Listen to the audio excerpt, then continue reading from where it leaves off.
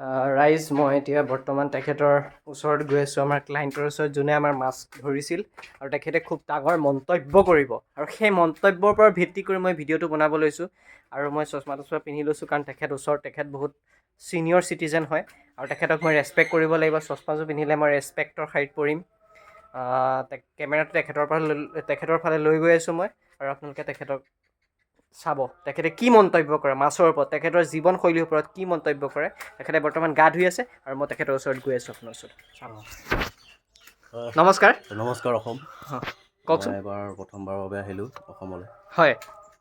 ধুনীয়া পুখুৰী, মাছ বহুত মাছ আছে, কিন্তু মাছটো বিশেষ ওজন নহয় কাৰণে মই মাছখিনি এৰি দিছোঁ। ইয়াৰ আগতে আপুনি কিমান কেজি ওজনৰ মাছ ধৰিছিল? মইতো আপোনাৰ এই যোৱাকালি ৫৫,০০০ ওজনৰ কাৱৈ মাছ এজনী ধৰিছোঁ। হয় ৫৫ কেজি।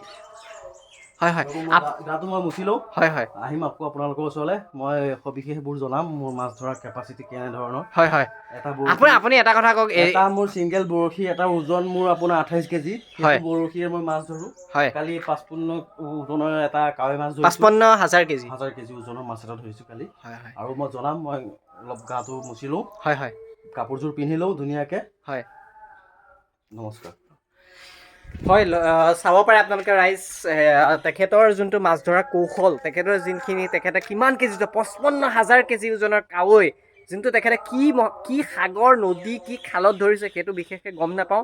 ইয়াৰ পাছত যিটো গম পোৱা যাব, তেখেতক মই ভালকৈ প্ৰশ্ন কৰিম, তেখেতৰ ওপৰত জানিব চেষ্টা কৰিম, তেখেতে ক'ত কেনেকৈ কি ধৰণে মাছ তেখেতে ধৰিছে, আৰু সেই ওপৰত ভিত্তি কৰি মই তেখেতৰ যিখিনি আগন্তুক আহিবলগীয়া যিখিনি কৌশল কাৰিকৰী, আমাৰ যোনখিনি এছাম লোক আছে, তেখেতক কি পৰামৰ্শ দিব বিচাৰে তেখেতে, তাৰ ওপৰত মই ভিডিঅ'টো বনাম, আপোনালোকে চাই থাকিব। নমস্কাৰ।